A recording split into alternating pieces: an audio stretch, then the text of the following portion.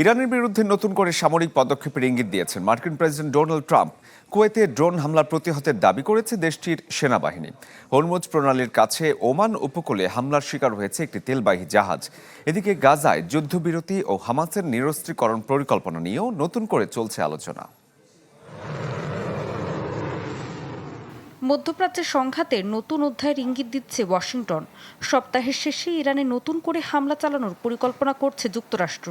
সম্ভাব্য লক্ষ্যবস্তু হতে পারে ক্ষেপণাস্ত্র ঘাঁটি, এমনকি পারমাণবিক জ্বালানি অবকাঠামো। ইরানকে খুব কঠোরভাবে আঘাত করা হবে ক্যাম্প ডেভিডে মন্ত্রিসভার বৈঠকে এমন হুঁশিয়ারি দিয়েছেন মার্কিন প্রেসিডেন্ট ডোনাল্ড ট্রাম্প। তবে সম্ভাব্য হামলার বিষয়ে আনুষ্ঠানিক মন্তব্য করেনি পেন্টাগন। এদিকে আপাতত ইরানে মার্কিন হামলা বন্ধ থাকলেও উপসাগরীয় দেশগুলোতে ইরান থেকে আসা ড্রোন ও ক্ষেপণাস্ত্র ভূপাতিতের খবর প্রতিদিনই আসছে। শনিবারও ইরানের ছোড়া ড্রোন প্রতিহতের দাবি করেছে কুয়েতের সেনাবাহিনী। বিস্ফোরণের শব্দ নিয়ে আতঙ্কিত না হয়ে নিরাপত্তার নির্দেশনা মেনে চলার আহ্বান কর্তৃপক্ষের।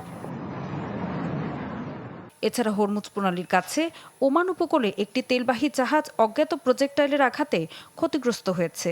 হামলায় ইঞ্জিন কক্ষ ক্ষতিগ্রস্ত হওয়ায় নিয়ন্ত্রণ হারায় জাহাজটি। আর হুথিদের অভিযানের কারণে 8টি সৌদি তেলবাহী জাহাজকে রুট পরিবর্তন করতে হয়েছে।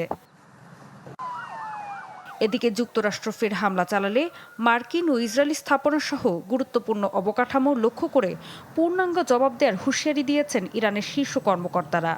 একই সাথে হরমুজ প্রণালীতে আরও কঠোর অবস্থানে যাওয়ার ইঙ্গিত দিয়েছে তেহরান। তবে গাজা ইস্যুতে নতুন আশার কথা শোনাচ্ছে হোয়াইট হাউস। হামাসকে ধাপে ধাপে নিরস্ত্র করার একটি পরিকল্পনা নিয়ে ইসরায়েলের সাথে সমঝোতা হয়েছে জানিয়েছেন প্রেসিডেন্ট ট্রাম্প। ঋতু সাহা, চ্যানেল 24।